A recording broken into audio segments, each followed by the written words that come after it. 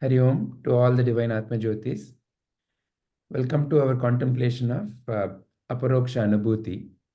Right now, we are contemplating on the questions based on Shri Prabhuji's talks. And we are on day 3. And we have so far covered the first 2 questions. What kind of Jnana is Atmajyoti? And which of the state is real? Waking, sleeping, or dreaming? I know some of you were not there in our last session when we contemplated. So, Deepaji, Rupaji, and Saravananji, and even Padmaji was not there, right? No, Saravananji was there. Saravananji was there, sir. Padmaji, Deepaji, and Rupaji were not there. Okay. So then shall we begin with the first question itself? Is that okay, Shubhaji and Saravananji? Yeah. Yes, sir. Okay, all right. So let's take up the first question. What kind of Jnana is Atmajyoti? Pratyaksha, Paroksha, Aparoksha. So who would like to begin? Deepaji, Rupaji.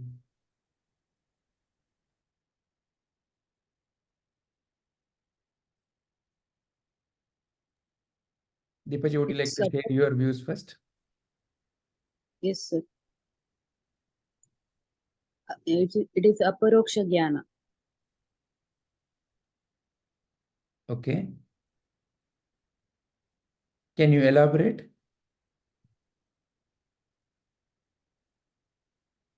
Nobody has to tell me that I exist. I know that.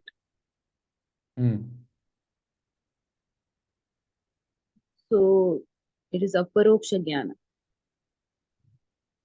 So that I that is self-evident is what you're calling as Atmajyoti. Yeah. Okay.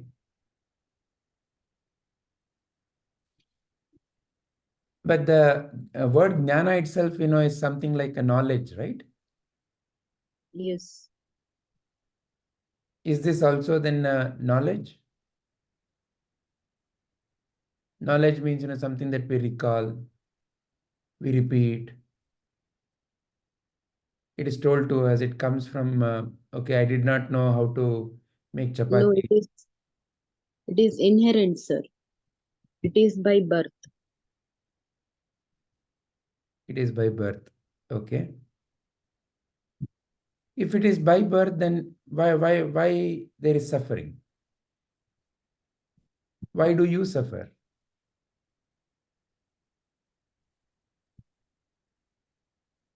No, it is due to my past karmas that I suffer.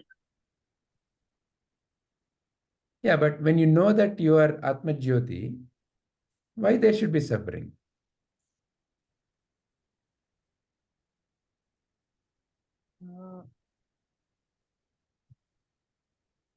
I didn't know that I am the soul.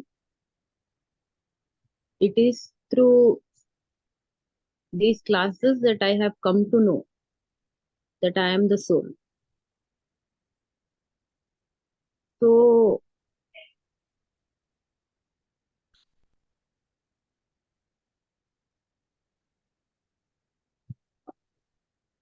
it is something that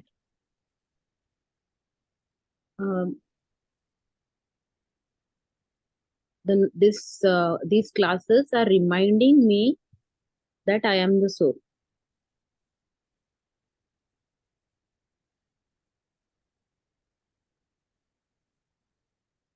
Now, in that sense of explaining, in that way of explaining, then it is like what you heard from someone, right? It is Paroksha.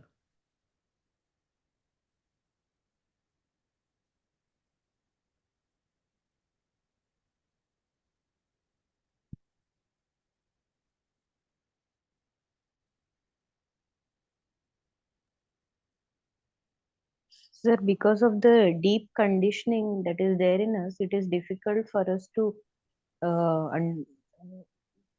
feel that I am not the body, mind, and intellect. So even though I know that I'm not the body, mind, and intellect. When I'm functioning in this world, it is difficult for me to remind even though I remind, I'm not able to feel that. And I'm not able to uh, be in that state of not being body, mind, and intellect for a long time. It is even a short span of time being in that state is becoming difficult. And that is why that is why this suffering is there. Yeah, that's the viewpoint for why there is suffering. But the question, Rupaji, is what do you feel Atmajyoti is? What kind of a Jnana Atmajyoti is? It is Aparoksha only, sir. Okay, then how do you reconcile the fact that there is suffering?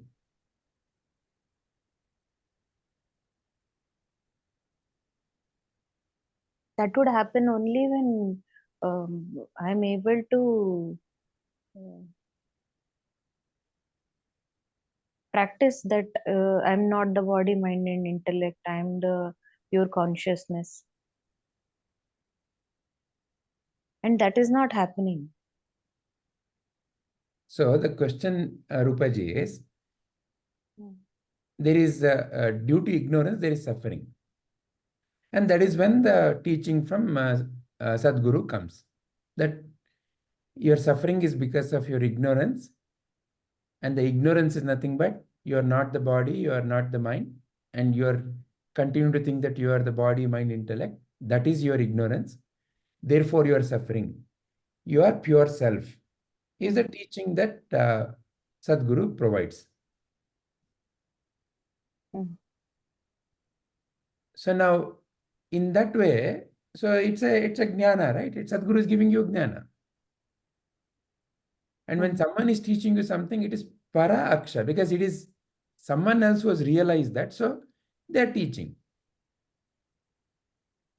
I have seen how Mount Kailas looks like. So I will describe and I will write the picture. You have not seen it. So for you, it is Paroksha.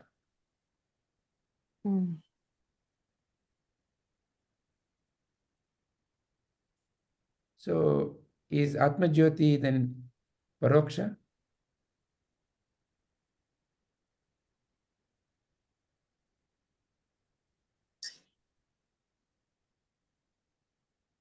When it is not realized, then it remains Paroksha. Okay. Once one realizes and experiences or directs his attention towards that experience, only then it would become Paroksha. So in a way, then multiple answers to this question.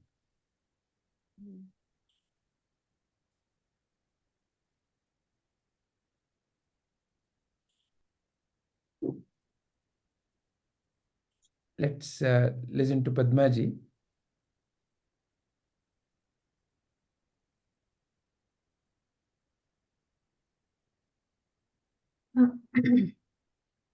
Sir, here Pratyaksha is something that is available to my sense organs and mind.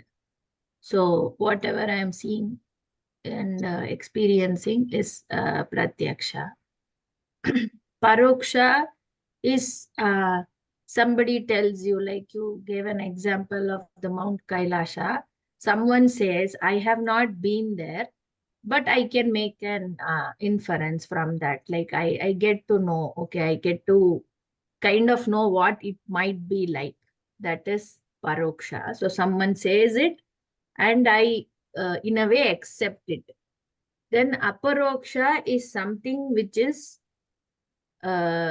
direct, which is, you know it. you know it without anybody having to tell you, or without you having to read about it somewhere. You know it. So it is something which is coming from within. So it is more like it is more like intuition based. It is intuitive. You know that you are there. You know that you exist. So you don't need somebody else to tell you that. It is direct. It is and it is not it is beyond the sense organs and the mind. So that is what is Aparokshas. And why we have that, why it is not, why is it that it is so difficult to understand, is because I think we are primarily, we experience the world or anything in our life primarily based on that we are the misunderstanding that we are this body, mind, and intellect, this complex we are. So we think that because the body is there, the consciousness is there, something, that kind of misunderstanding we have. So it actually it is the other way round, isn't it? The existence is always there, whether you are there, whether this body is there or not. So I think one of the example is suppose your one hand is not there, or your one leg gets cut off. Still you would not say that I am not there. Still you will say I am there, I exist, is what you will say. It doesn't depend on this external what we are seeing, the body, or this two hands, two legs, one head, and all that. So in that way it is direct, sir. Yeah. But how would you answer to this question? What kind of a jnana is Atmajyoti? Would you pick? It is a direct one. It's an Aparoksha. It is an Aparoksha Jnana. Then how do you reconcile the view that there was suffering? There was suffering ignorance of because, not knowing that I am Atmajyoti. sorry, sir. Could you the second part of the question? Yeah. The suffering was due to Hmm. ignorance that I did not know that I am Atmajyoti. Yeah. Hmm. And that knowledge came to me from an external source, from a Sadguru. Hmm. Correct? Hmm. So till then, there was suffering due to ignorance. Hmm. So why would I not classify this as correct? I learned it from my Sadguru, and he told me, so it is Paroksha. And as I sat with him, he also removed my doubts through various experiences. So it is Pratyaksha. I don't agree to that, sir. Why? Because yes, like you said, a guru only showed me that, okay, you are not this, you are this, like that. But it was always there. I was not aware of it. I in the sense, the ego is the one that is coming in between who you truly are and what you are in the external world. So that ego is thinking that no, I am this body, I am this Padma, I am this, I am a engineer, I am a doctor. So that is where it is hiding. But it is like a veil. It was not that it was not there before. It is only that I didn't know that there is a veil there. So the guru who has come, he is not telling you that you are there now and now I suddenly start believing to make it Paroksha, or to suddenly say that it is Pratyaksha. The guru only said that what you think you are is a veil. So remove that veil and you are already there. There is nothing to be discovered. There is nothing new to find out. That, oh, now today suddenly I am there. Till now I was not there. That's not the understanding. The understanding is You are always there. There is something covering it, and the Guru is helping to see that this is a veil. There is something beyond this veil. Please look at that. That is who you truly are. Wonderful. Yeah. Yes, Arunanji. And I think the suffering part is coming from that understanding that I am this veil.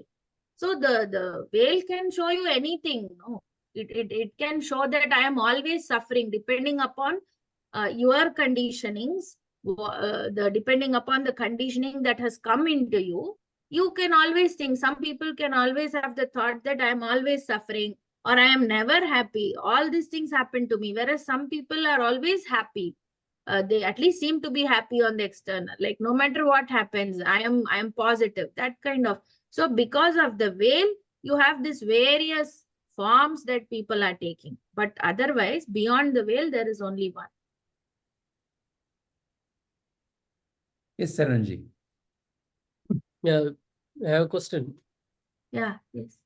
So, Padmaji, so Guru is saying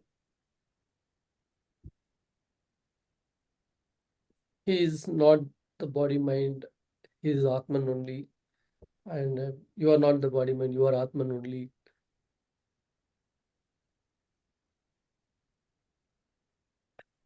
He has not a inch of doubt when he says that. Are you in that state? Like, has it become that clear? Like in a dark room, when someone asks, like, do you exist? The way you answer that, like, there is like not a 0.0001% chance that like I do not exist, I exist. It's Yeah, that without, strong, that answer. Yes, yes, so without here a doubt, is that very, your answer of I am not this body mind, I am Brahman. Is it as clear, as strong as the Guru is saying? see, Or is it like, am I giving this answer because my Guru told me? no, I think, see, first of all, Krishna, nanka who drops is who is a Guru? The Guru is someone only whom you can trust completely. Like, see, Guruji came into my life when I am more than like 33 years old. Till this time also, I have never even contemplated on the question, who am I? Or or is this body real, or is this body me? None of these questions even came into my mind. So when the Guru came to me, that is when the lot of changes has happened within me. With evolution only, Guru has come to me, is what I feel. Before that, there was no Guru, right? Before Guruji itself, he is in contact with some kids as young as 8 and 9 know about Guruji. I know about Guruji only when I was 35. So I have to evolve to a certain level to accept the knowledge that is being imparted to me. That is one thing that I think is probably one of the answer that you need, that you are seeing, There that you is a asked line. about.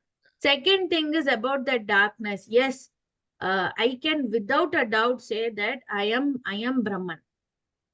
I think even in a dark where you can't see anything, um, if somebody asks you, do you exist? Yes, I exist. In a pitch dark room where even if your eyes are open, you are not able to see yourself, or you are not able to see the other things that are there in that room. Still, if somebody asks, are you there? My answer will most definitely be yes. And it is not because Guruji told me. It is not because Guruji said that you are Brahman that I think I am Brahman. I think I already knew it. It is only that he just pointed towards it. Till that time, I was looking everywhere else other than where he pointed. Okay. So that just want to add one point.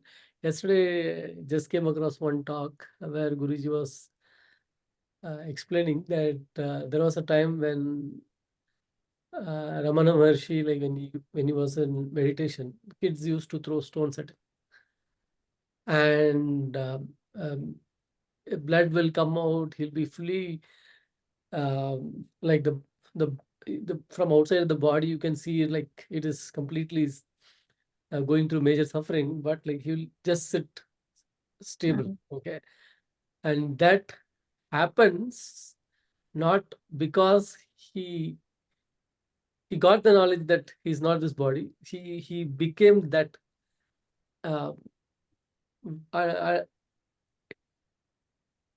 of only when that line is crossed, like you become that. It's not the knowledge that you can sit even when the body is going through that kind of suffering.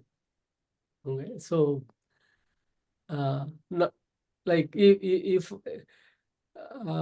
until then, like it is still that knowledge is there, but it is not only for someone like for whom it has become like fully 100% into it, right? So that like you one can handle anything, or like one can go beyond that body state where like whatever happens to body can still is able to sit. So it was, yeah, it was I just want to add that point. Yeah, but yeah.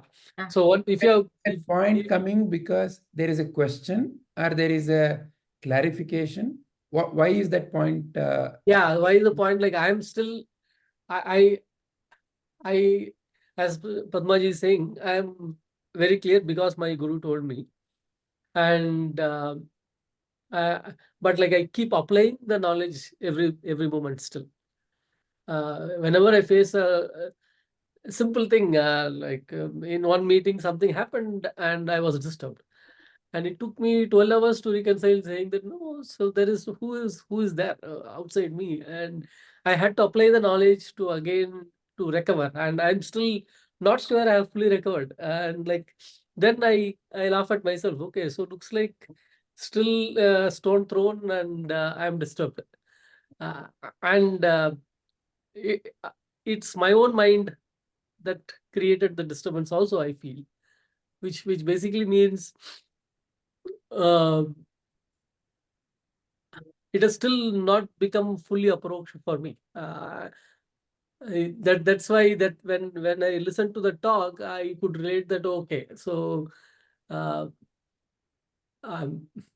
have to still I don't know why is incident can disturb me, then like I have to accept it and like continue and see and try to and like let it evolve. Okay, I want to add here something. When I say that this is an Aparoksha, and when you asked me the question, and when I said that yes, I am not saying I am Brahman because Guruji said to me. What by that what I mean is, yes, you are Brahman. Okay.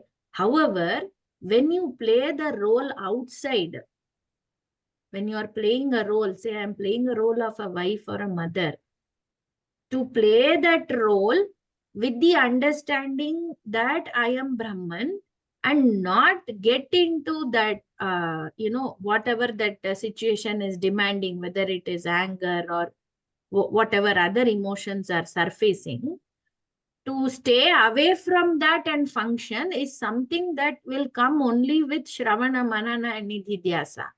Okay. That doesn't mean, I am not saying that, No. see, just because you know that you are Brahman doesn't mean you can sit like Ramana Maharshi and accept So the see, our stone. example of Aparoksha is that in a dark room when I am asked. Yeah, dark nothing room, can- why you won't say? See, I am asking you, when the question is coming in a dark room, can you still say you exist? Why do you need to think about other situations where you are not that? You can only answer a particular question with that particular situation, isn't it?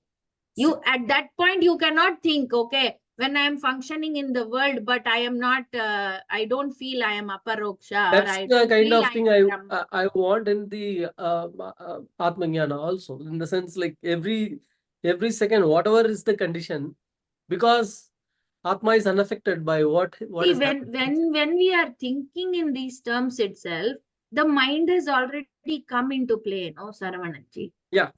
And what the knowledge that So you one has are to go beyond. seeking or Atmanyana is beyond that, Yeah. that mind and what it is concocting. Okay. So the moment we think that, I am not like this, I am not like that, mind has already come into picture. Whereas when you are in the dark room, most of all your sense organs are not able to function, right? So basically, there is not much input to your mind also at that moment. No, but mind is there. Why not function? Mind is there, but there is no input. So probably you are not interpreting anything much, because what is there to interpret? Even if you interpret, there can be only one sentence that, okay, it is all dark, I cannot see anything. No, That mind creates its own, right? Mind can say that, yeah, that is beyond. But when Yeah. you say you put me in one room, light is on, I am just seeing everything. Suddenly the light is switched off and it is pitch dark. I cannot see anything. Even to take a step forward, I will think, if it is a new room, it's a new place, it's not my own house where I am familiar with, I will think even to put one step forward. In that moment, if I just close my eyes and you ask, are you there? My answer will most definitely be yes. And I cannot comment for you or anyone else, but my answer is going to be yes, because I know I'm there. Even in sleep, are you not there? Even in dream, when you suddenly wake up because of whatever is happening in the dream, are you not there?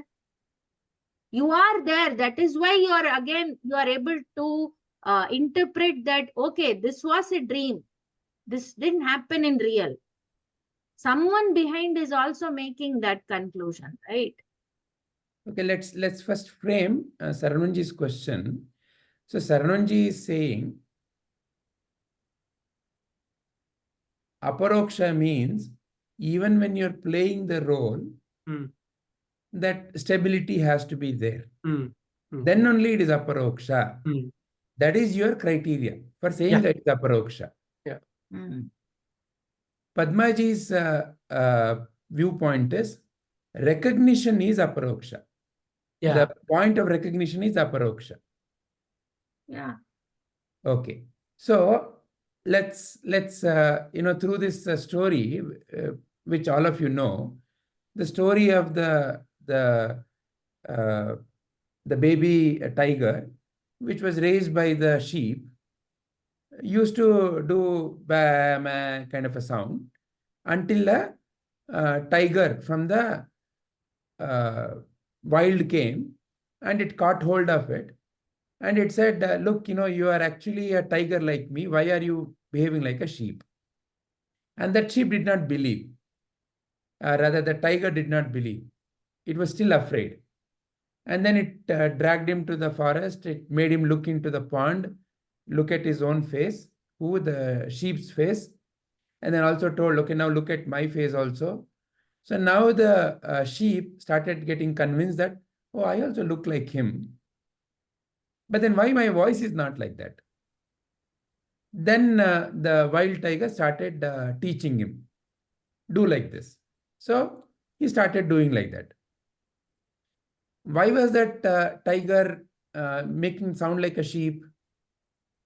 Because of the practice. Yeah, like for example, today itself, if we ask somebody to sing, let's say a new song, if they already have a practice in terms of, let's say, Sangeeta, they may pick it up quickly. But somebody who hasn't the practice, who hasn't got the practice, may take a lot of time, may make a lot of mistakes, because the Swara Shuddhi, the Shruti Shuddhi may not be there. So that's natural. That's the process of learning. But the fact that the tiger got convinced, the sheep got convinced that I'm the tiger, is a turning point in that story. So from the perspective of absolute truth, the tiger was never a sheep, or that sheep was never a sheep. That sheep was always a tiger. Tiger. Yeah. But But until the recognition happened, it kept on believing I'm a sheep. Even after recognition, there were moments of definitely doubt, because I'm trying to make the sound like the tiger, but bah only comes. That's the phase I'm talking about now. Right? Correct. We And told in that that you're phase- Brahman, but but I'm not like you still. You are sounding differently. You are Correct. behaving differently than me. Correct. That phase is the Abhyasa Yoga. That phase is the tiger, always the tiger knows that I'm the tiger, but still there is some, because of the past sheep mindset impressions, when I making sound, sometimes the sheep sound comes. Maybe initially, as it started learning how to make the sound like the tiger, initially more sheep sound, eventually somewhat in between, and as it recedes, it'll only sound like a tiger, right? So Even from there is small phase post that also, Vijayji, where it gets the sound but still goes with the sheep. And when it makes that sound, the sheep run away from it.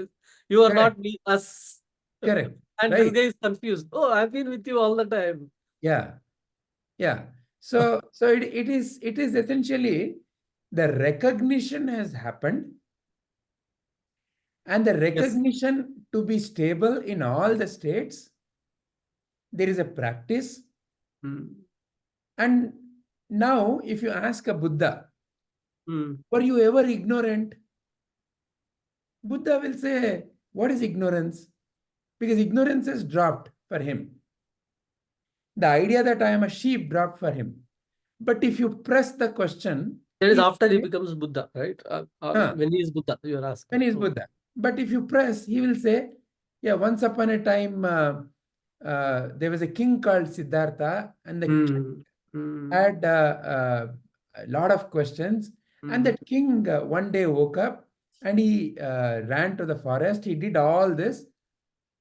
He may narrate it like a third person, or for the sake of teaching, he may narrate it like, once upon a time, I was King Siddhartha, and I had so much of suffering. And one day I woke up and I went to forest and I did all this, and until my ignorance dropped. For the sake of teaching, Buddha may take either a third person narrative or a first person narrative. Does not really matter. Like how Bhagavan Shri Krishna in Bhagavad Gita sometimes says, take refuge in me, like a first person narration. Sometimes he says, take refuge in Almighty. Sometimes he may say, what is the truth? So there are different perspectives he may take, depending upon the context of the question and how that teaching has to be offered to the one who is asking the question, right? So now coming back to Aparoksha, Aparoksha is the clear recognition that I am that. And how that recognition happens? That recognition is like how the dark room example, self-evident. So at the time of recognition, correct, no more doubt, correct, alva. However, depending upon the impressions, when the practice, because life is a stage where what you have practiced in the green room or behind the stage has to be brought out, no? In the satsanga, in the Vedanta class, recognition occurs. But the stage called wife or the stage called husband, when they shake you, then it helps you to become stable. Correct? Huh? So Yeah. in a way, Dakshinamurti is teaching you in Vedanta class. Dakshinamurti is teaching you as your husband and wife. Dakshinamurti has always taught you as your earlier situations before even your quest began. So it has always been the teacher only in your life. See, for example, when you wake up, you may feel so glad for the situation that brought you to whatever that Vedanta class, no? Hmm. Just to quote an example that our Padmaji always refers, her disease prior to waking up might have been, ayo, why am I having this disease? Why am I being punished? But now the same disease is such a powerful teacher for her. That is the reason why she shares that experience with all of us, because that has become a teacher for her. That has become a guru for her. That disease has become a guru for her. The guru that helped her to become free from something called as fear. And that guru was not teaching by saying things. Become free from fear, become free from fear. That guru did not teach by speaking. That guru taught experientially. But the guru, it was only guru. And now she is able to reconcile that. So, therefore, Atmajyoti, or I am that, is all depending upon the viewpoint that you take, isn't it? Prior to coming into Jnana, it was not even in the radar. After coming into Sadguru's Jnana, it is a Paroksha, and slowly it starts becoming Pratyaksha. I start experiencing, when Sadguru asks a question, or when there is some experiences, and when I see it in the light of the Vedanta Jnana, then correct. So it's a Pratyaksha. It's my own intuitive. It's my own experience. Correct. In the dark room, I was there. Correct. But now, why am I fighting? Why I feel so much of emotional turmoil within me? Okay, so then maybe something else is not correct. Why? So I felt so peaceful when I'm meditating. But now in the fighting, why am I feeling agitated? So that churn is happening. And the churn is only to establish, to bring sthirata to the recognition that has happened in you. It is only through the churn that Amrita came. In that story, Amrita is equivalent of your stability, and the churn is the Deva and the Danava, the qualities in me churning. And through that hala comes, all that hala is consumed by Shiva, which means the Jnana, the Vedanta Jnana is the Shiva, and you keep applying the Vedanta Jnana. So therefore now, like that Nilakanta, that Vedanta Jnana is helping you not to suffer in life. At least within 12 hours, you became better. Earlier, it might have been months together. Some people carry that scare life together. Ayyo, you know what happened 23 years back? My husband, what he said 23 years back that night? Many people suffer that, no? You know it. They keep on suffering. What happened 23 years back? So 12 hours in comparison to 23 years is, wow, paravalla. Within 12 hours, you bounce back. Wow, nice. So it is reducing, no?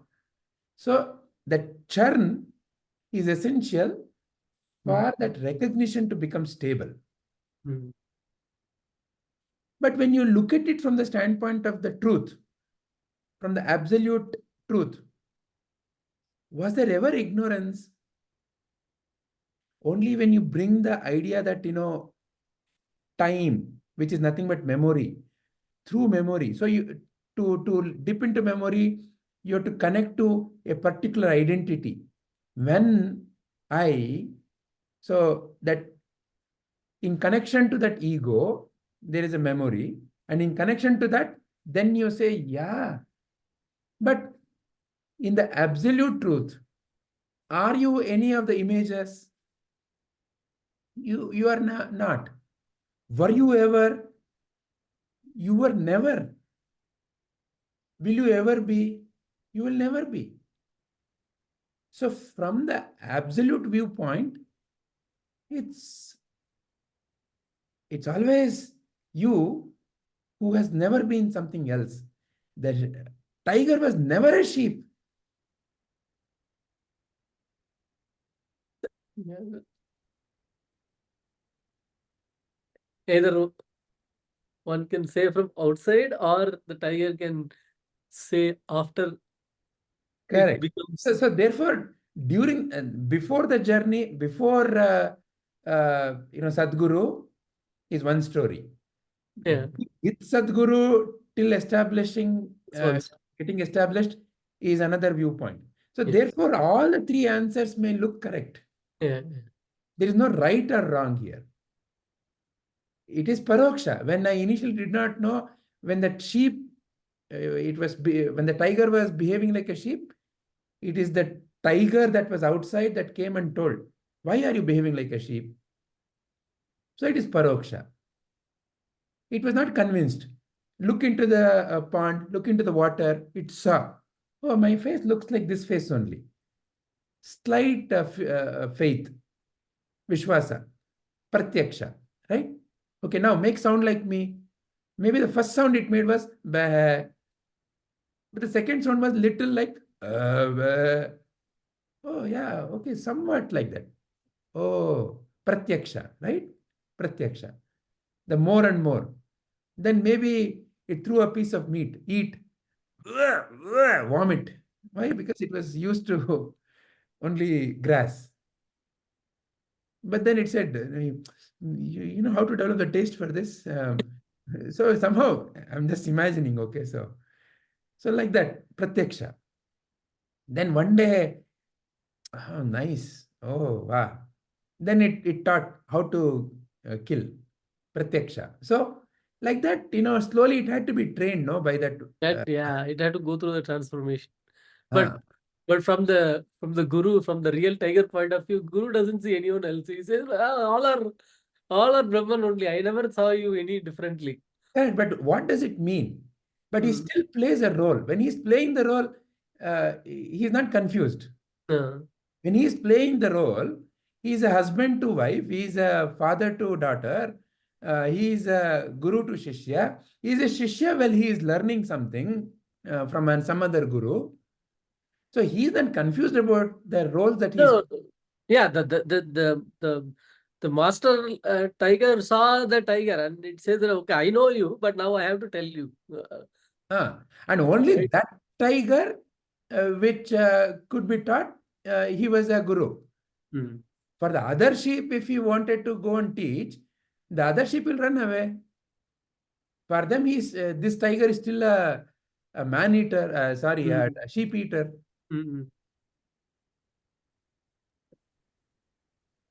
Sir, also here in this story, once the tiger knows that it is not a sheep, then the effort has to be put into becoming the tiger. Yeah. If I still sit there and think that I am a sheep, then there is no effort towards becoming the tiger also, no, sir. I think that is the situation. After the guru imparts the knowledge, now I have to put efforts to transcend to that, isn't it?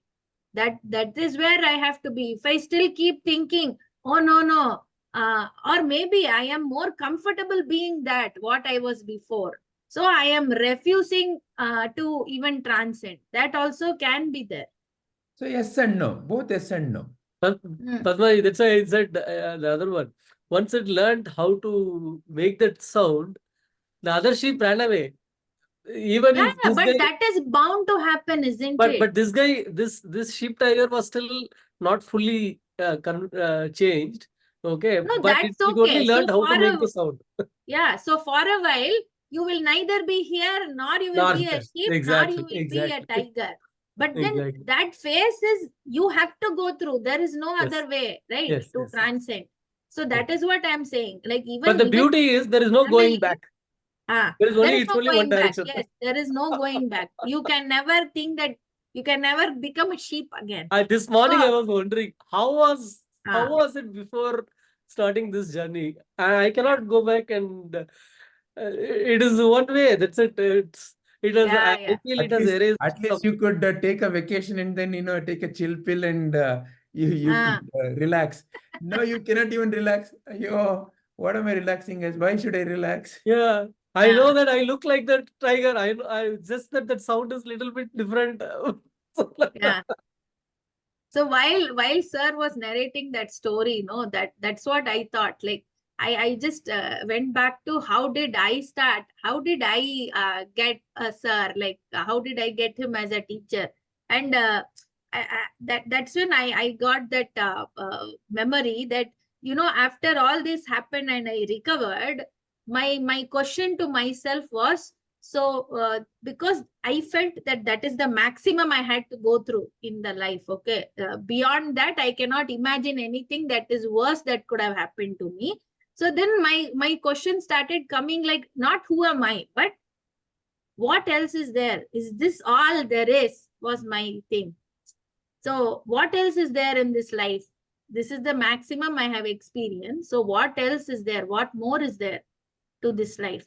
Is it just this? Now I have recovered, so I go back to the old way of doing my regular things and raising this child, and that's all there is to this life. How somewhere I felt that It's it like is the all sheep tiger waste. asking, okay, It is like I see the it is form. like a waste. What am I even doing? It is a waste. Is there nothing more significant in this? Is this what it is? And that is when I didn't even know about any of the scriptures. I had heard about Bhagavad Gita, but I didn't know anything about even that, except that this was imparted by Krishna. Nothing else I knew.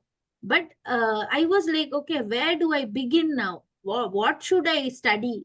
That was the next question. And somehow I feel that when you really seek something, right, then the universe answers your questions. There is a higher thing that directs you towards where you have to go. So that is how I found out even about sir or about those classes. And the always the surprising and shocking factor for me always is, even Guruji was in my apartment, sir is in my apartment. I have never even seen Guruji or sir till that day. Not even by accident we have crossed paths while going down or up or anywhere in that apartment. And I have been there for 2 years. So, and I found out from sir that Guruji lives there. I didn't even know. I just knew his name. So I feel that there is a time for everything, and it happens exactly when it is supposed to happen, and who is supposed to tell you everything. I think it is like, but I have understood one thing, that if you truly seek, any problem, the solution comes from somewhere.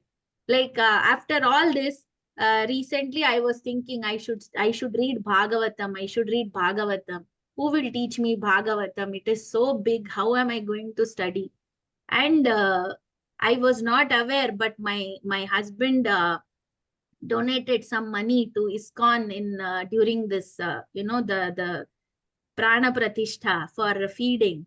And then one day the bell rings and I open the door, and one person is standing with such a big box that I am not even able to hold. And when I open it, I find that 10 volumes of all that Bhagavata was what was there in that box.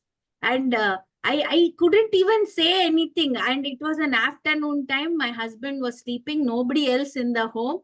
And I couldn't even see the guy's face. The box was so big, and I don't know how I carried it also.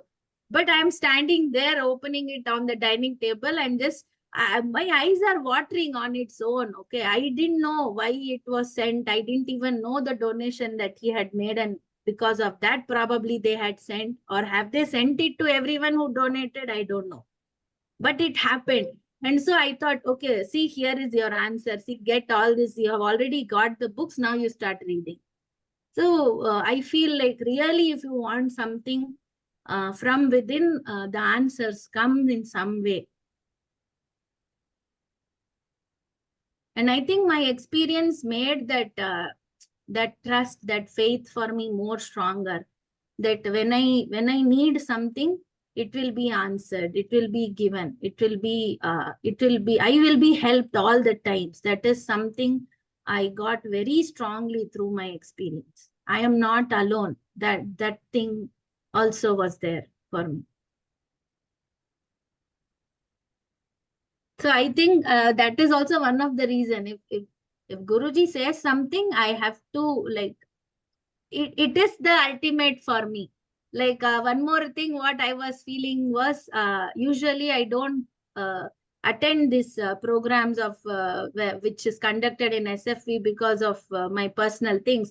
But when I went last time, I was still experiencing a lot of after effects of whatever treatment I went, and I was really in pain physically. And when I went and touched Guruji's feet, before that I said, I am into so many things. I am teaching children all this, but I am also in so much pain. Okay, is this pain going to end? And then I don't know. Previous day I was in so much pain. I thought that okay, that is it. I know this is how it's gonna be my end. All this kind of thoughts were coming into my mind. I don't know why. And next day morning, 9 o'clock was the function. We went there, and I was not even wanting to go. I was in so much pain, but then somehow I felt, I don't know why, but I have to see Guruji. Maybe I'll feel better. I went and I fell at his feet, and he just put his hand on my head and he said, so are you teaching Bhagavad Gita? I said yes. And then I said, yeah, Guruji, I'm teaching children. So he asked how many, and then I said that time it was, I had, I think, 2 batches, and 4 in one batch and 3 in another batch. I told him, and then he said, oh, nothing will happen to you. You have to be healthy. You have to teach thousands of people. He said that. And I don't know, somehow that answer gave me answers to all the questions that was running in my mind the previous day. And you won't believe, after that only my Saturday batch started, and I have 19, and people keep calling me from all the places. Yesterday night also someone from UK called and said, I want my girl to learn Bhagavad Gita. Can you accommodate her? And it is surprising that everyone wants that Saturday batch only. And there are 18 in that now. And I'm really like, now I am asking help. Can you not send somebody who's comfortable with some other day? Like that I pray now. So all this happens, I think, if you truly have faith and trust, the answers come from somewhere, some way. How did Guruji know that this was the question that was running in my head? I never went and asked him. When I fell at his feet, I didn't even ask anything that, I want this, I want that, nothing. It's just words came out of his mouth. So for me, it has been like that from the moment I met him. What he says is what I have to do. That's it. And I think to a large extent, it is like that with sir also. I can't say no. The Saturday batch that he's put me as Acharya, I wanted to learn from him. So he said, okay, you do this, you do that. And then I plan, okay, sir, I also decided, sir might say like this. So I am going to say like this. But when he says, right, I nothing comes out. Whatever I planned or I decided, nothing I say. I say, okay, sir, okay. I will raise some objection, but then it's always okay at the end. I don't know why, but yeah. So yeah, I feel like they are the 2 guides who are walking before me, and I have to just follow them. Wherever they go, it doesn't matter. They will be right, like that. So yeah.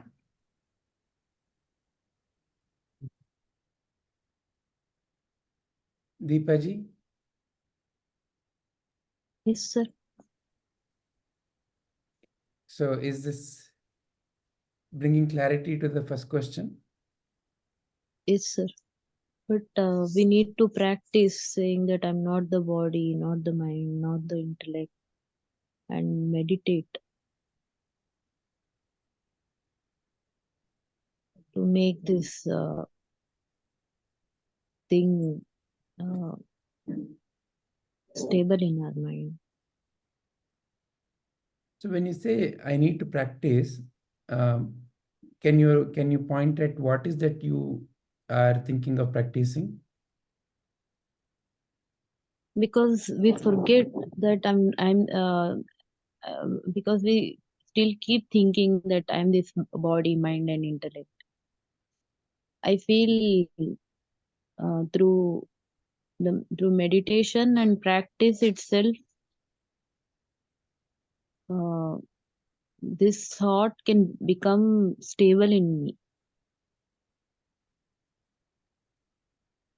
Correct. See, so therefore, it's always a simple mantra, no? The three things: Sadguru, Seva, Satsanga. That is the mantra. You have to learn the Jnana through Sadguru. Then you have to get involved in Satsanga. To get involved in Satsanga means you have to make time and put efforts towards being part of various kinds of activities in the Satsanga. Seva. Seva means developing the attitude of offering. That is the essence. When you develop the attitude of offering in all situations, that is true seva. So only through this three, it evolves. Depending upon the impressions, it may just be one sentence from Sadguru that can liberate, in the sense of make you free from all these. At the end of the day, it's only a thought that is binding one to this entire suffering. The thought called, I am something else. I am separate. That's all that is, fundamentally. That single I thought. And to weed it out and to realize that it is just a fiction, all these other things help the mind to sharply find that out. Because if the mind is constantly getting jittery and disturbed, this question cannot bring clarity. Who am I? That's all that is needed.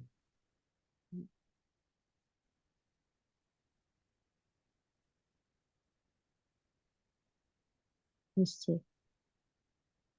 Yeah, so please, from that viewpoint, yeah, what you are saying is correct.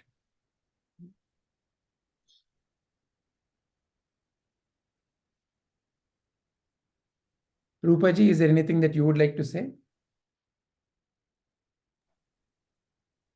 No, sir.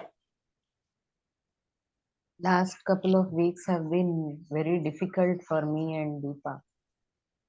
So I was trying to practice this, that I'm not by body, mind, and intellect. But I felt it was very difficult.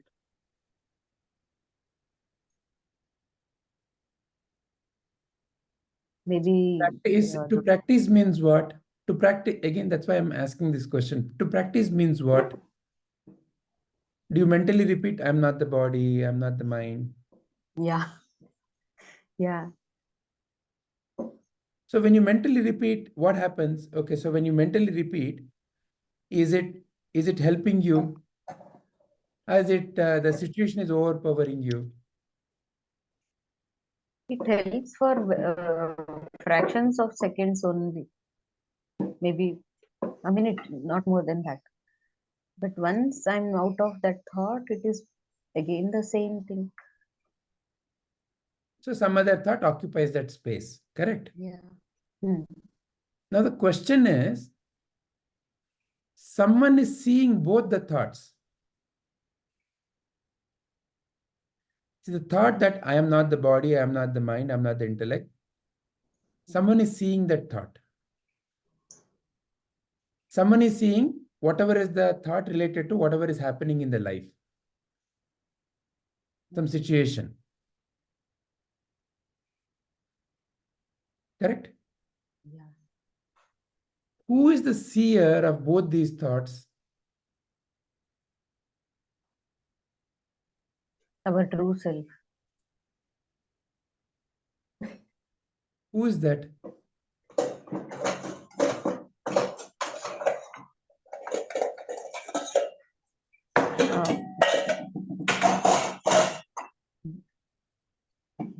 The Brahman that is there in us. Who is that Brahman? Who is seeing the Brahman in us?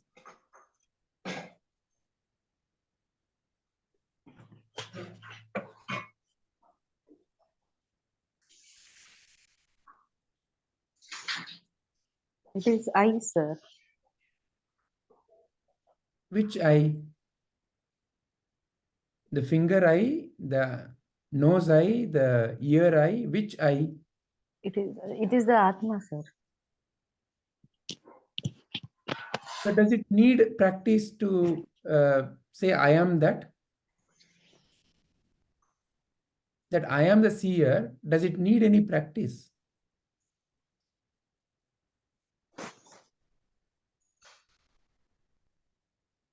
Actually, I'm not stable in what I'm doing. It is only theoretical that is happening.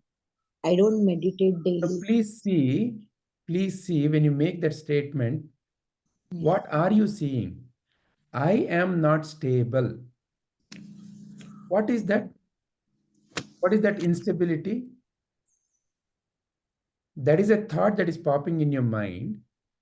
And you are that light that is seeing this thought called, I am unstable. Now, again, the same question. Are you that thought or are you the light which is seeing the thought?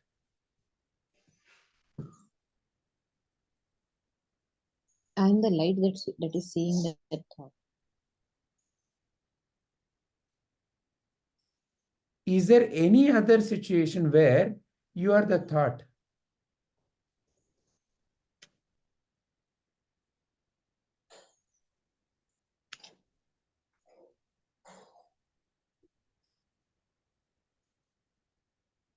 Is there any situation in your life where you are the thought but not the light? No, sir.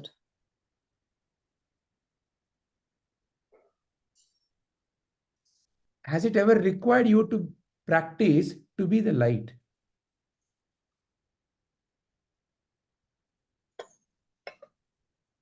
Are you right now practicing to be the light?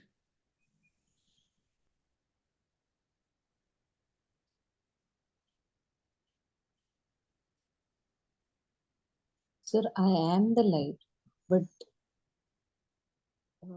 because Why of do the you again and again hit yourself with a but? Pardon, sir? Why do you again and again hit yourself with a but?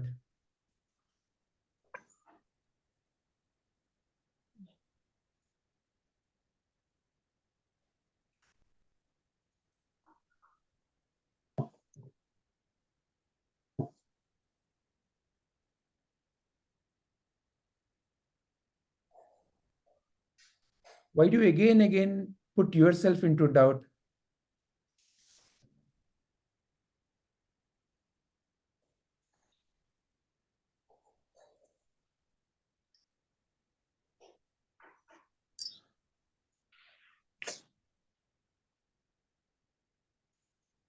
Sir, this is all theoretical knowledge, isn't it, sir? How is it theoretical? Right now, who's seeing the thought? Is it theoretical? Did you answer based on theory? Or are you seeing that? I'm seeing that, but why was it difficult then to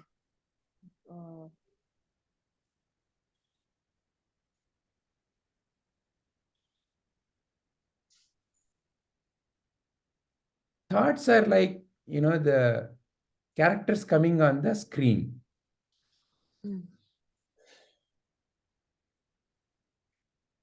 you can pay attention to the thoughts and get immersed in the thoughts.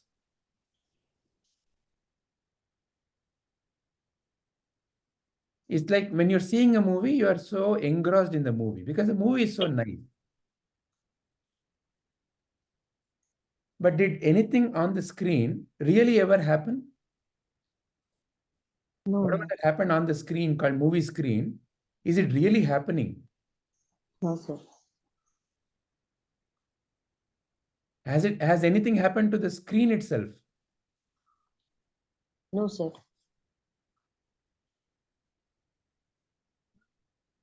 So you are that screen.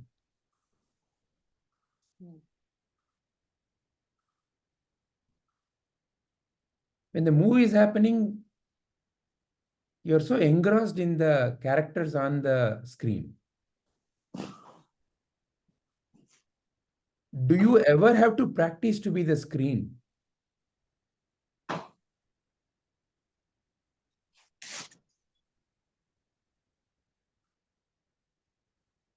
But getting my mind out of that screen is only becoming difficult. Not getting out of the screen, getting out of the characters and to see the screen. To see the screen means what?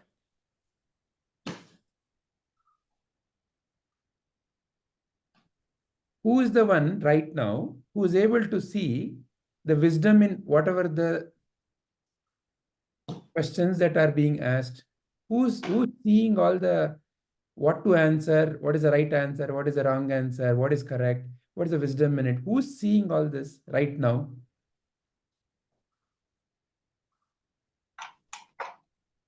My true self. And who are you who's answering about the true self?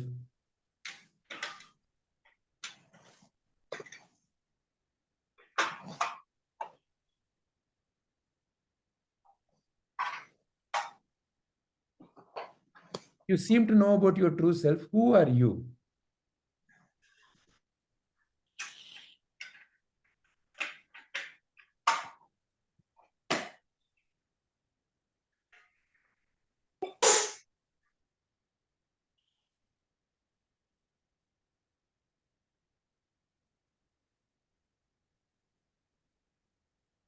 I am the light, sir. Does it require practice to be that? What practice can you do to be that?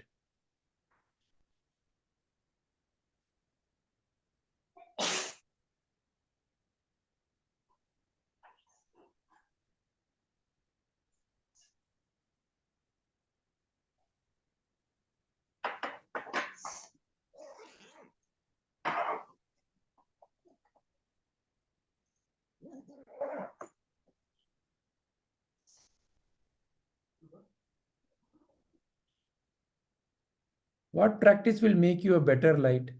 Or what practice will make you a brighter light? Is there a practice like that? No, no. Then what are you talking about practicing?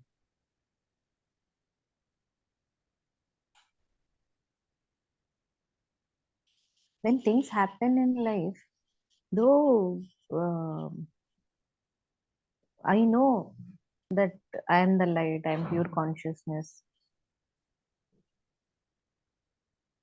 All that knowledge is not made into use, sir. It is not used. This is what I felt in the last couple of weeks. Who has to use it?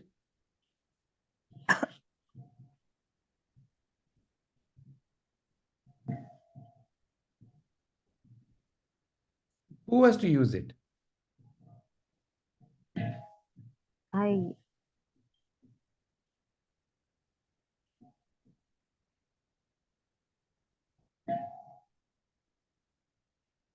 I'm trying to use it as body, mind, intellect only. But that is not happening. What do you mean by using it as body, mind, intellect? Can you explain that? Like I'm telling myself, I am reminding myself that I am not the body, mind. Right now you answered, you are the light.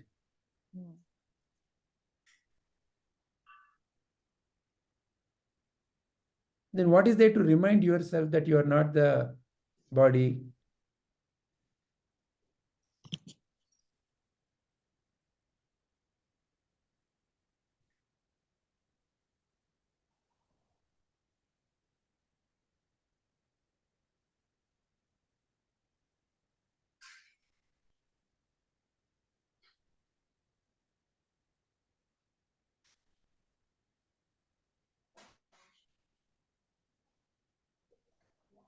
To put it into use simply means that all these kinds of changes will continue to appear and disappear.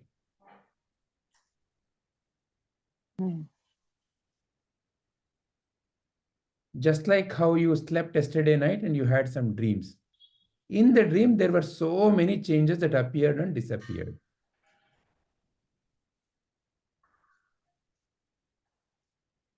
And now in the waking state, there is something else that you are seeing. And this is also constantly changing. When you joined this satsang, something was happening. Along the way, something else is happening. Now something else is happening. That is the nature of life.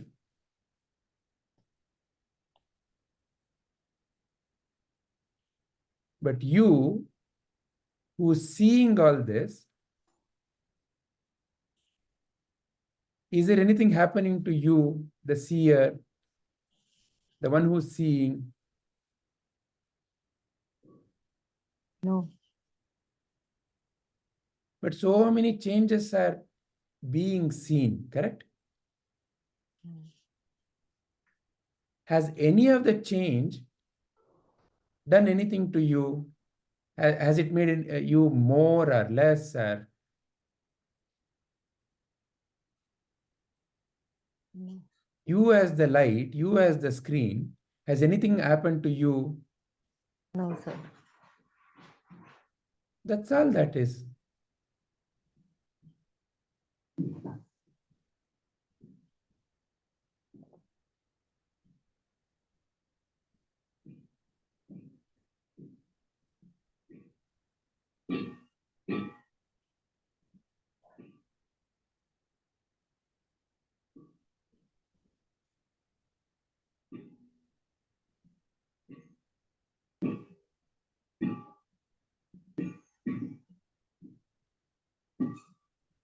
Buddha became Buddha on the conviction that this is the truth, because nothing else is changing after this.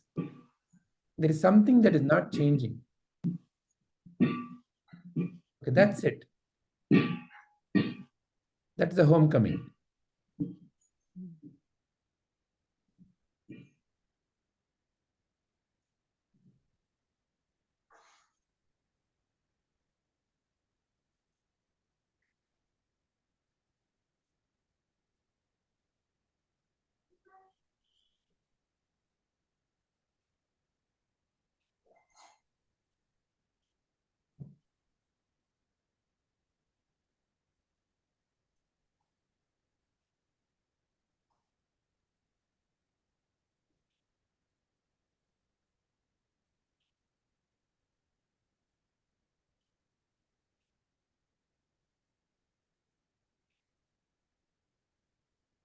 All the practices are only temporary mechanisms.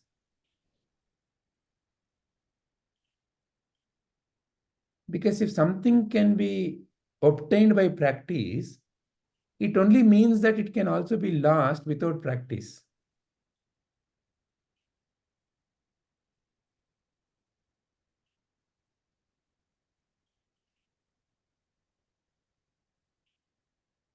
Correct? Do you agree? Yes, sir. That is why you keep on saying, I'm not practicing, I'm not practicing. Because you're thinking it is something that you obtain by practice.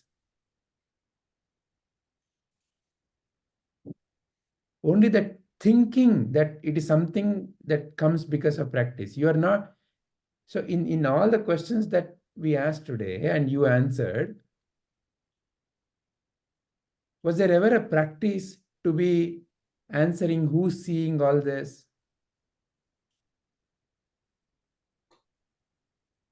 What practice did you have to make to answer?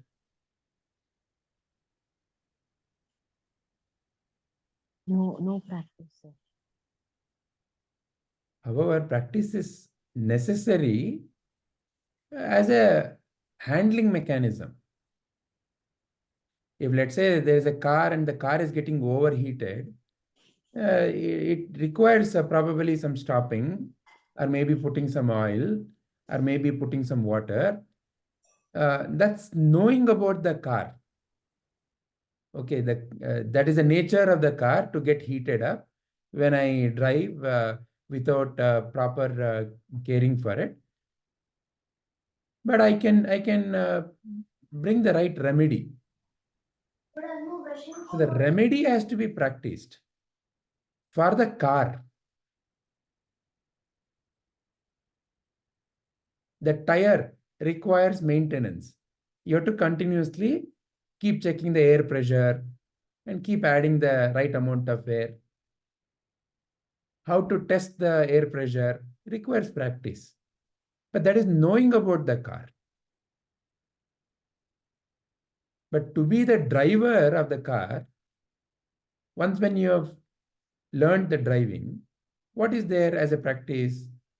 In a similar way, in this case, you, the knower of all these, what practice you need to be the knower, to be the light, to be the awareness?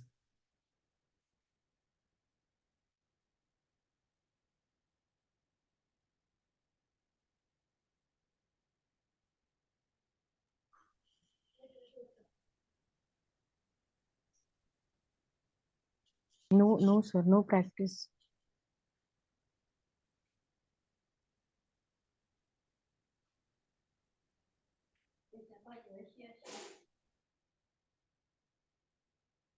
So from the whatever the life situation, we need to manage some way. We need to handle some way. Depending upon the role you are playing, you need to take care of it in some way. And how do you take care of it? Whatever the best knowledge you got, based on that only. Correct, huh? When let's say the tire has become flat, and for the first time you're driving the car, and you don't know that flat means puncture, you simply put air and you keep driving. Again it becomes flat, and again you put air, again it becomes flat. It means that I have to learn something about the mechanics of the car. That's all that is there to it. And once when I take it to a mechanic and the mechanic says, look, what it required was to remove this puncture and to fix it. And now you put the air, it will not leak. Okay, I've learned something new about the car, how to handle the car.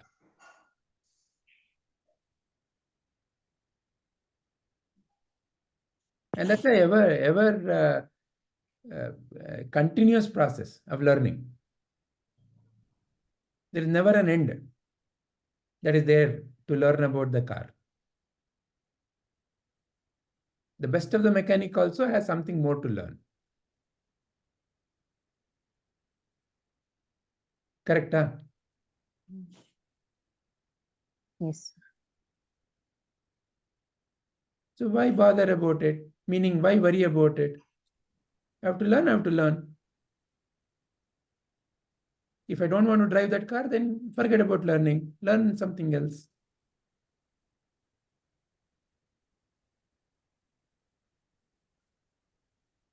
Do I need to be in that situation?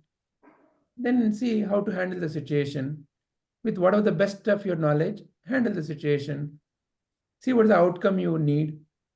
See whether it has created the outcome with whatever the application of your knowledge. If it hasn't, see whether something needs to modify.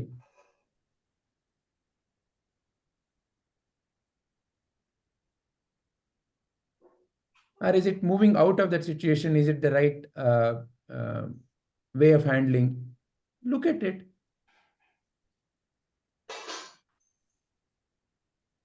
The fact is, you have all these capacities because you are not the car. When you are the car, you get worried. You are not the car. You are the owner of the car.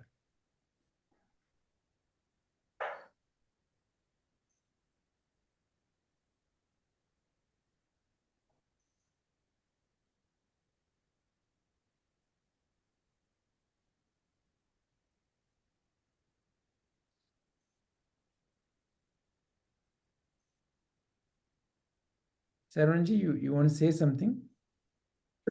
Yeah, so I was maybe just wanted to add a point. I was just analyzing in a typical 24 hours a day, with 8 hours, let's say, spent in sleeping and another 8 hours doing the work, daily work. I think there is this 8 hours, which is basically, to me, is the decider, how I fill that 8 hours. And what you were saying, right, Sadhguru Seva Satsang. If I look back, it started with this 1 hour class, Gita class, where I used to just show up and go. And I was telling myself, maybe like I'm spending 1 hour a week for this spiritual knowledge thing. Maybe I need to slowly increase it to 1 hour to 1.5 to 2 hours per week. I was just I used to think, and then later on I realized that that session itself became maybe 2 hours, and then we got into 2 sessions, and then I got into this Jnana Jyoti, which became 3 sessions, and the other sessions, and all the 3 sessions, we got into a mode where we have to prepare and come, which put another 3 hours extra. So the number of hours slowly started increasing, and basically it replaced You started teaching, you became Acharya. Right? These hours started replacing the time which I don't know what I was doing before. Right? So it started filling, right? And I think that's, and then later on what I felt is like, whenever I'm idle, mind starts going back to more of these discussions, and starts that contemplation. Maybe if I'm driving from home to work, it's the same road, it does it, but then like it goes into it. So I think that filler plays a big role in how the things, how the non real things are replaced by the real knowledge based thoughts. I feel like that's something everyone can look into it to. And so finally, when you say the Sadhguru Seva Satsang, that's what, right? Going towards it, which is like replacing, because am I doing everything? No. Am I solving all the problems? No. All the actions are Prakriti. Prakriti Kriyamanani Gunahi. That is the shloka I keep going back. It is just that the hum thinks, that the ego thinks that I am doing it, but then like nothing I am doing. It is, in the sense, the ego is doing. It's Prakriti's play is going on. And it's just that, like, as you said, like when I get too much involved, think like, you know what, I have to fix this Bangalore problems. The roads are never straight. There are like 100 tons to go from point A to B. Let me go and join this association. I also did that. Okay, and like we will meet MLA, we will give petition, we will arrange meetings, and it is mithya. So all the efforts I put, the next day it will get erased because it's mithya. Now I can see it, right? So I think that um, one can look into this from this pillar point of view. How am I feeling that 8 hours a day? And it may be like, I just wanted to add that. Definitely. This is how you apply it on the car, because the car, unlike the the car that we drive, this car, this ratha, has something called as a mind, which is a very sukshma, and that mind has something called as impressions, and the impressions are nothing but whatever the storage of all the content of life that we have gone through. Now this life or earlier life doesn't really matter. Think of it like some infinite memory. And that infinite memory comes up based on whatever that has happened in the life. So only some of it is conscious, some of it, lot of it is unconscious. So these unconscious impressions is what comes out in the car. See, for example, you take a old, let's say, Ambassador car. Okay, and let's say somebody has kept it in the garage. And for the first time you put some petrol and start driving it. Today it may make lot of noise, and lot of fume may come. Why? It has not been maintained well. That is the nature of the car. Now let's say the mechanic takes it and then he fixes it and then he puts oil and he cleans it, and now the same petrol, now when you drive, it may be less sound. Now, he may say, I'm going to replace the engine. There's a better engine. Now it will run even more smoothly. It's all to do with mechanics of the car. But the car driver can happily go through all this because he knows he is not the car. That's why he is able to replace all the car parts. No. Imagine, the car owner has some money. If the mechanic says, I have to replace the tire, he'll not sit and cry, ayyo, my tire is getting replaced. He'll not sit and cry. He'll simply say, tire, why? He'll understand the reason for it, and he'll say, okay, oh, it has become so bald, and now with this tire, if I keep driving, it will skid. So it is good that I have to change. Okay, which brand is better? Dunlop, MRF, which is best? Bridgestone. He'll simply inquire and find out, oh, Bridgestone. Why? Some reasons. And then he will put. And then his friend comes and says, hey, that is all nonsense. You should have put that.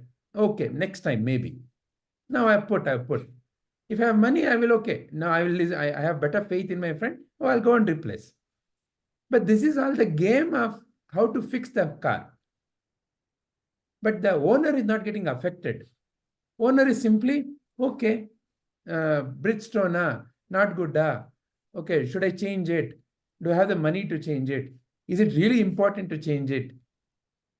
Okay, let me do it. So the owner is able to go through all this comfortably. So while going through that, various sounds and fumes and sound, rattling will happen. Why? The car is not maintained. And as you keep maintaining the car, it will run very well. That's all that is there to it. So to maintain the car means what? Seva Satsanga. To learn about the car means what? Sadguru's Jnana.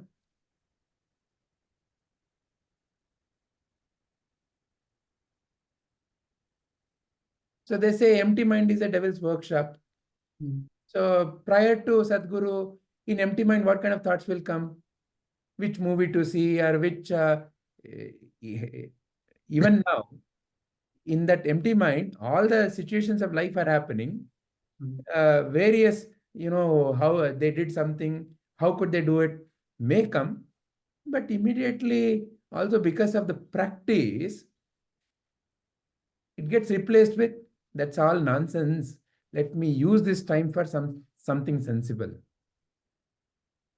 So every day of your life and my life, it's an opportunity to use it for a purposeful and meaningful and valuable activity. I don't know if I'm going to live beyond today night. When I go to sleep tomorrow morning, is there a morning for me? I don't know. Is there a next moment for me? I don't know. You and I know so many people around us who simply like that drop dead. So I don't know when that next moment is. What is the purpose of my life at this moment? What thought should I carry in my area called as mind? That is a value. That choice let me make. If this is the last moment and Lord Yama is calling me, come, can I go happily? That's all that is there to it.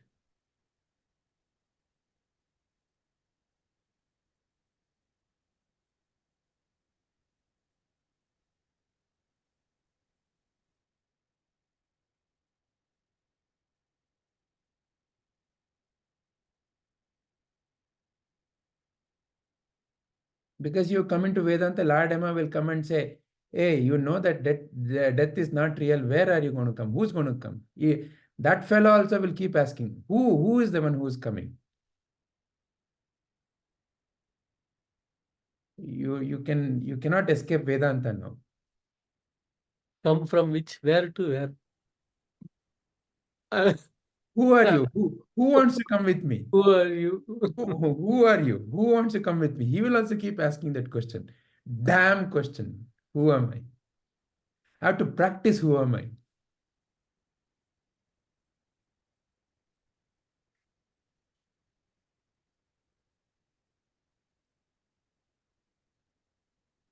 Shubhaji, your punch and we will end. Nothing to add, sir.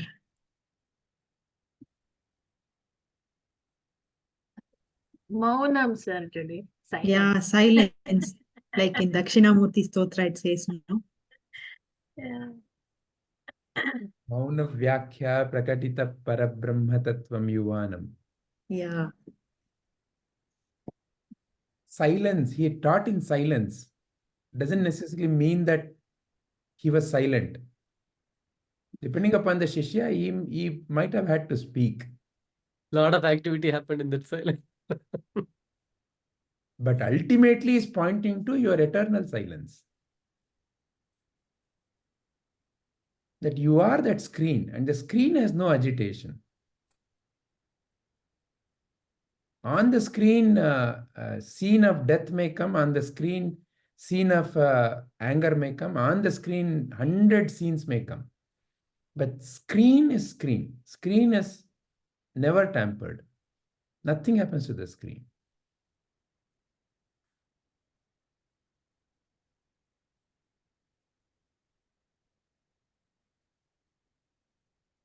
Deepaji, anything to add? No, sir. To what practice will you continue?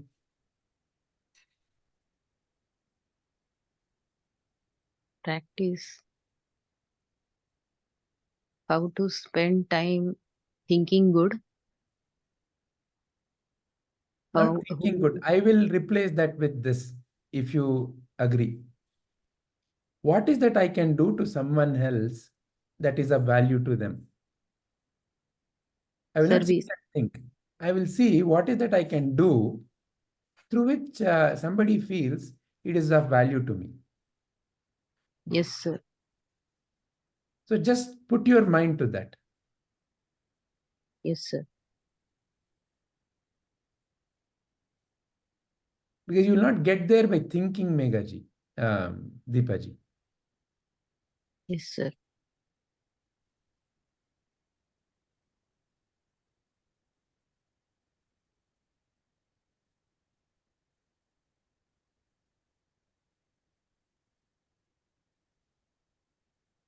It's kind of like a contradiction. There's a practice needed to realize that there is no practice needed.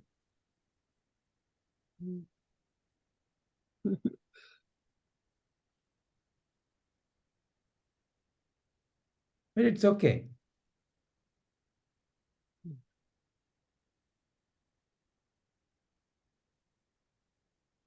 Because the next questions are that only, if you see here. Which state is real? How the states are created? What happens to Brahman when all these? So it's like in the day 3 talk, no, there are some beautiful analogies that are given. So, for example,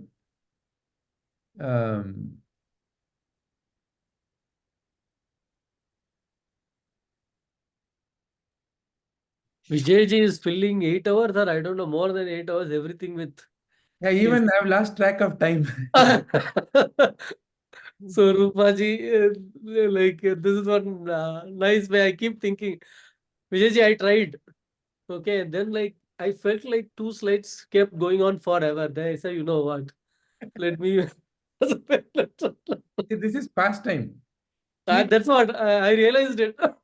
Try to put slide, think of Keep all the filling. things, trying to get it in that with you go and do search. And the best thing, Sarananji, Yeah. the same thing next time when I'm thinking, no, there's another way to say it, another picture to fill. So, okay, so picture, I will never run out of pictures. That much I became convinced. Yeah. So it's like somebody asked, so many people are doing PhD. You know, what is PhD, by the way? So this is nothing against education. So there's a small joke. So people say, okay, what is the degree you got? BS, right? You know what is BS? BS is bullshit. So we study somebody's knowledge and we claim and we get a certificate and it's BS. Okay, I also have a BS. Okay. So then what do? We go and do masters, right? MS. What is MS? More of the same shit. Then we're not happy with that. What do we do next? PhD. You know what is PhD? Permanent head damage. I'm so convinced that this is it. So somebody asked, so many people are doing PhD. What PhD? Permanent head damage. Correct. So many people are into permanent head damage business only. Will we ever run out of PhD material? No, never. How can we ever run out of PhD? Yeah. In the Mithya world, there is infinite. The world is infinite. So, and try with a finite effort, you can keep going forever. So that's why Prabhuji has given these simple analogies. Is there a ghost in that lamppost? If you see here, there is a ghost here. See here, Deepaji. See here, ghost standing. See here. There is no legs. Yes. Yeah, no legs also. It's floating. There's a snake here. There is a snake. Yeah. Is there a world that you can see? There is a world you can see. So either you can look at the appearance or you can look at the background. And to see the appearance and the background is true Pagalpan.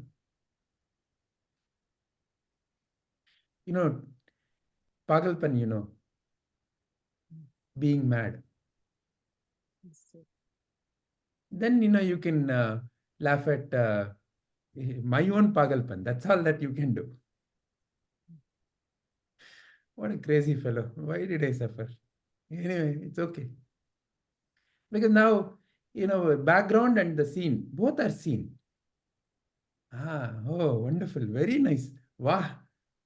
What a Pagalpan.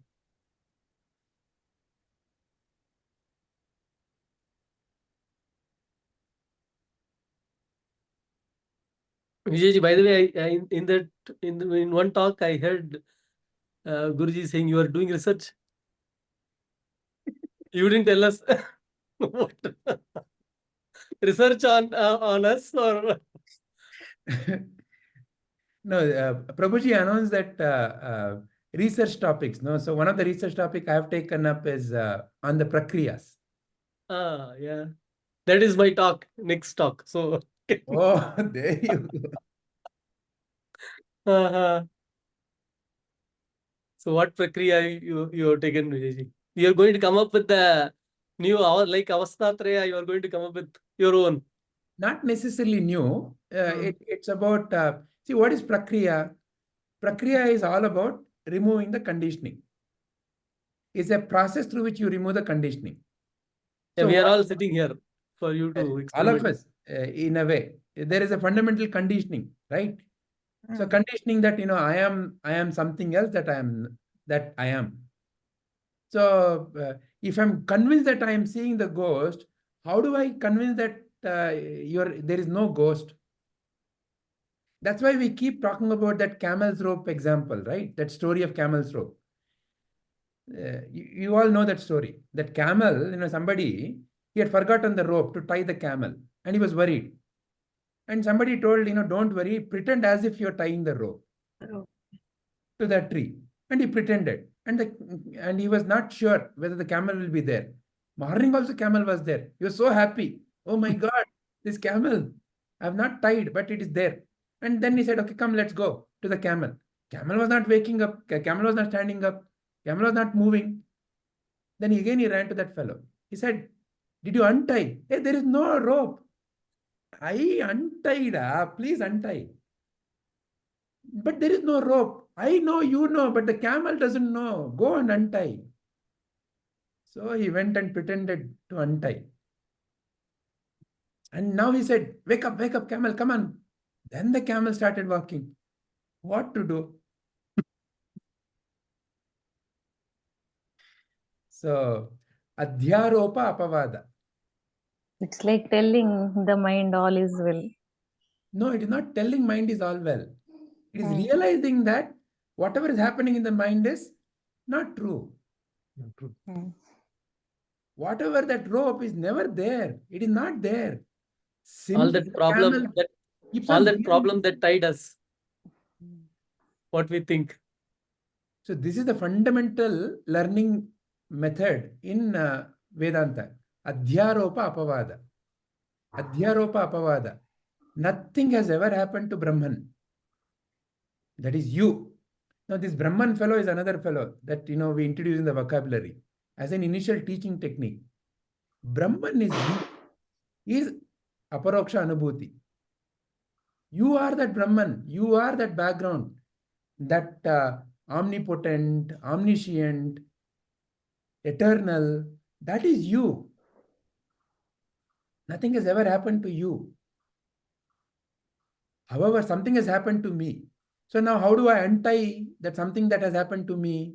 Adhyaropa apavada. Tie the camel. So, and then untie. So like that, there are some deep conditionings in the mind that are tying us to the belief that I am something else. I am going through all this suffering. So how do you untie? So different prakriyas are there. Some prakriyas remove the conditioning that I am the body. Some prakriyas remove the conditioning that I am the sufferer. So the fundamental conditioning is I am separate. So therefore, certain techniques like avastatraya prakriya. So it's a prakriya. By showing you that which state is real, the conditioning that state is something that is happening to me gets removed, and I realize that state is something that I'm simply seeing and I am naming. There is no sleeping, waking, dreaming. It is simply naming certain changes. So like that, prakriya is to remove the conditioning. It's a fascinating subject.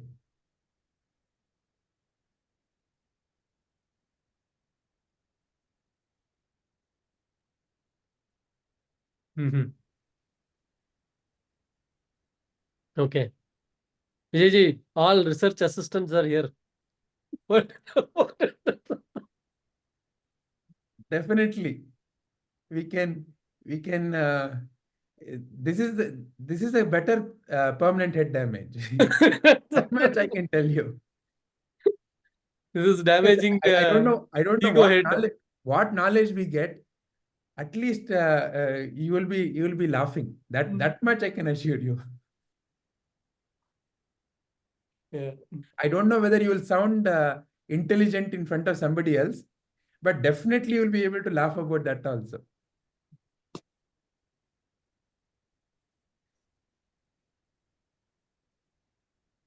Interesting. All right. So, shall we end our today's contemplation here? So we'll continue. We'll continue these day 3 questions, because the next questions take us deeper into this. The entertainment has to continue.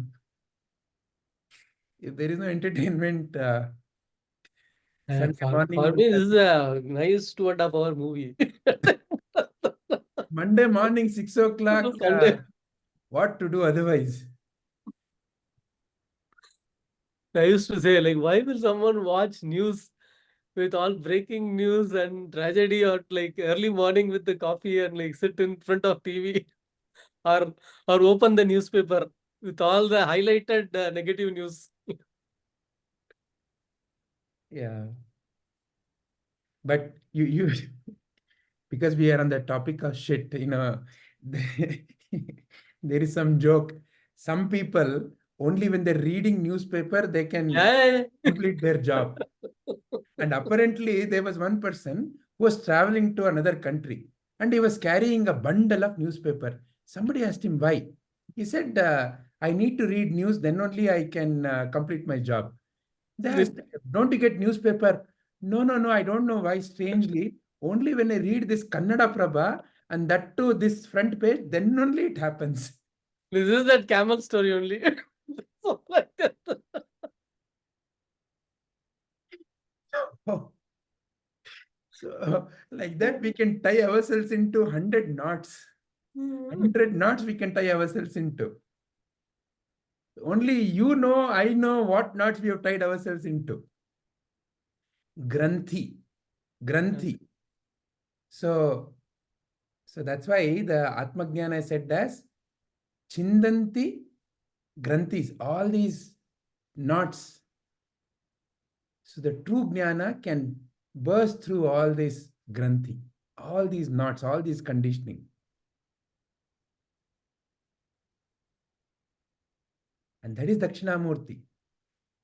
So Dakshinamurti, he is Chinna Sanshaya. Who's Chinna Sanshaya? All of our Chinna Sanshaya. So there are Chinna Sanshaya. He is removing our Chinna Sanshaya. Small doubts. How? Prakriyas. Our knots, our assumptions about ourselves, about the world, is our knot, is our Granthi. That has to be removed. Then only it stabilizes. I just want to add one more point on. Yeah. Padmaji said, right, about that seeking. Right? So, things came. It's like there's this question in Ishavasya Upanishad where it's talking about how far is Atma, right? Or like I can say, how far is this Sadguru? He's nearest and the farthest. Right? He is farthest when you don't think of him or when you don't reach out to him. He is so near that the moment you think or like you say, you call, in no time he's there.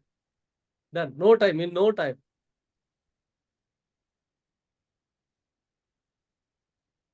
So,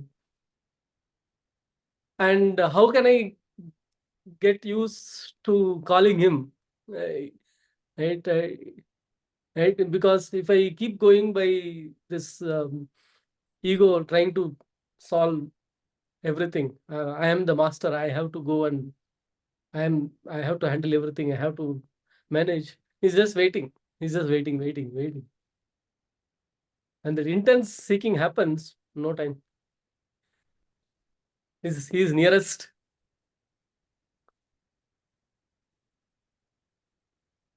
I could, I just got it when Padmaji was talking. See, it is a guru in you that is speaking. It is you who is recognizing. Hmm.